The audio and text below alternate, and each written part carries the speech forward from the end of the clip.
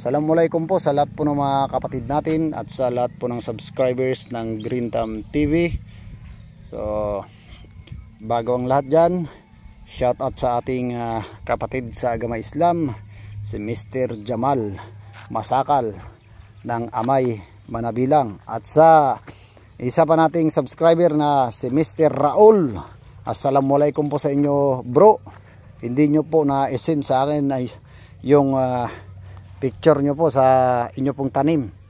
So isend nyo lang po sa messenger yung inyo pong mga tanim, kung ano po yung nakikita ninyong hindi maganda sa mga dahon, para naman po ma-examine natin at makapag-share tayo ng mga ideya naway makatulong po mga ka-Green Thumb. So ayan, flowering stage mga ka-Green Thumb, yung ating tanim 28 days mga ka-Green Thumb. So 2 beses pa lang tayo naglagay ng patabar nito. Kung sino yung nakasubaybay, direct po tayo sa bawat butas, wala pong tubig na nilalagay. So hindi po tayo nag-drenching mga ka-Green Thumb. Pero ingat-ingat lamang po, wag po nating idikit masyado sa puno, kahit magdistansya lang po tayo ng 1.5 to 2 inches simula dyan sa pinakapuno, kasi posible talagang magkakaroon ng hindi magandang resulta at baka masunog pa yung pinakapuno ng ating tanim. Pero kung kaya naman talaga ninyo na i-drenching, kasi mas matrabaho po kasi yung drenching mga ka-Green Thumb, mas safety po yung drenching mga ka-Green Thumb. So ayan, so ilapit natin ng konti yung atin pong camera para makita natin yung resulta ng ating tanim. So may nakita tayong medyo bumaloktot ng bahagya yung dahon. So pag may nakita po kayong ganito, ito po ay posibleng nagkakaroon po siya ng overdose sa foliar na ginamit natin. Iyan mga ka-Green Thumb. So ingat-ingat po sa mga foliar mga ka-Green Thumb, kasi talagang nakakasunog po yan ng ating tanim.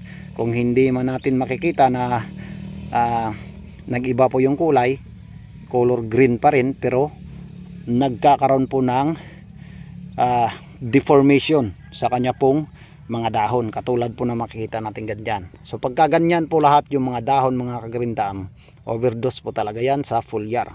So iniwasan ko po na wag magkaganito, kasi ang sa likod nito mga ka-Green Thumb, yan, gustong gusto po yan tirahan ng maliliit na insekto, kasi safety po sila dyan sa hangin, kasi nakabaluktot po yung dahon. Hindi po katulad ng ganito, wala po silang mapagtaguan. Kung meron man, hindi sila magtatagal at maiiwasan natin yung pagdami ng mga insekto sa bawat puno mga ka-Green Thumb, at saka mabilis rin nating patamaan. Pagka ganito po kasi nakakorba, yan, napaka-safety nila at komportabling maninirahan dyan sa ibaba. So okay lang kung hindi pa ganong dumami yung canopy ng ating tanim, dahil yung reflection ng atin pong plastic mulch ay makareflect dyan, ayaw nila, iiwas yan. Pero pag ganitong edad na po mga ka-Green Thumb, mabilis na po kasi itong magpapalaki yung ating mga tanim. Napakagusto na po ng mga white flies, mga thrips, no? Lalo diyan sa mga pagkulot-kulot dyan sa banda pong talbos ng inyong mga tanim, na gumamit na po kayo ng Oberon mga ka-Green Thumb, ng Bayer. So ayan, shout out dyan sa Bayer Company. Napakagandang insecticide pala yung inyo pong produkto na Oberon. So special talaga, special para sa thrips mga ka-Green Thumb. So ayan, ating fungicide Bayer pa rin mga ka-Green Thumb.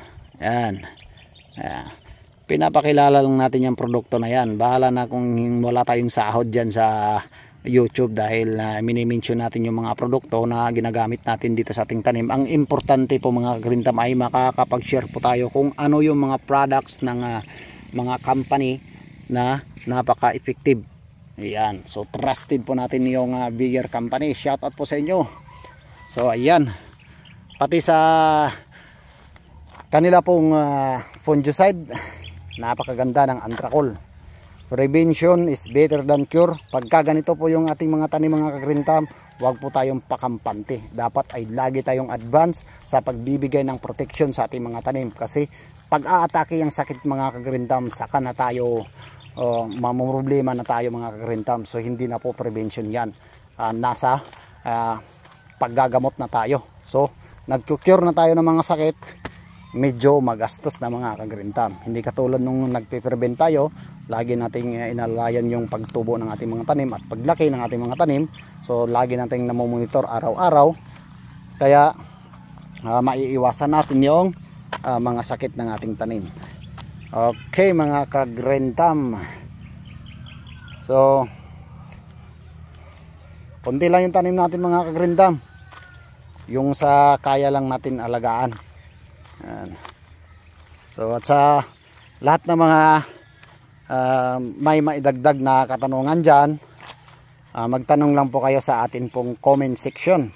Kasi pinagsisikapan natin na makapag-reply tayo mga kagrintam, para mas mabigyan natin ng sagot yung mga katanungan. Ayan mga kagrintam. So sa lahat ng mga baguhan dyan, paki-like, share yung aking video mga kagrintam, para naman mas marami yung matutulungan natin. Ayan. Okay. So i-update ko na rin kayo sa akin pong konting tanim na sibuyas na dahon. Ayan mga kagrintam. So dito na harvestan ko nung nakaraan dito na banda, pero nagtira lang po tayo ng 2 piraso ganyan sa bawat puno, para mabilis na ng kakapal ulit yan. 1 buwan lang po yan pag ganyang method.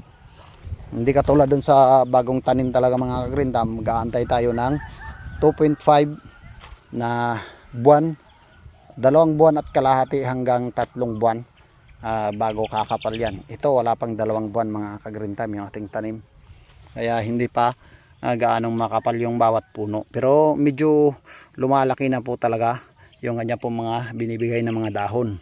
So ayan, pagka nag-clearing tayo o inuubos natin yan, bunutin, tapos magtanim tayo ulit, medyo matagal yon bago tayo makaharvest ulit.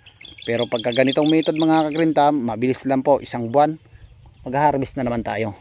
So ayan, ang atin palang sibuyas na dahon mga kagrintam ay bigay lang po sa atin ng aking pinsang buo sa Mindanao nung nagbakasyon po tayo doon. So 10 kilos na binhi yung binigay sa akin, tapos itinanim ko ng 1 beses.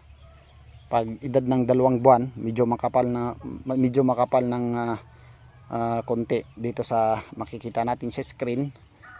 Binunot ko lahat at inilipat dito sa area na ito. Kaya yan, pagka sa susunod na harvest nito, dadami na ito. Ito ay pang similya lamang mga kagrintam. Wala pang hindi pa tayo nag nito.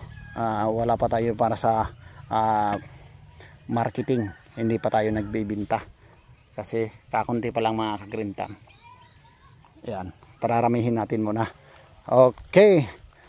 So maganda rin pag may tanim kayo na sibuyas, dahil pag may namamatay dito sa puno ng ating mga sili, pwede nating palitan. Katulad po na makikita natin ganyan.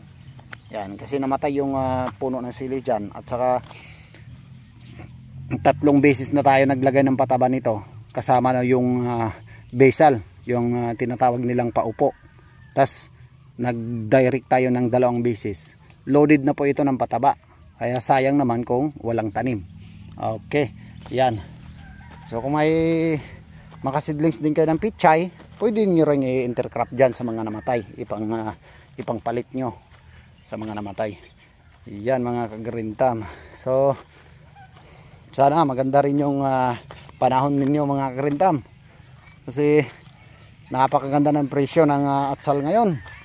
Kung may mga second fruiting stage kayo dyan na sa tingin nyo ay may mga pagkakataon pa na maalagaan ng maayos at magkakaroon ng bunga, yun, alagaan nyo na, kasi mabilis lang yan.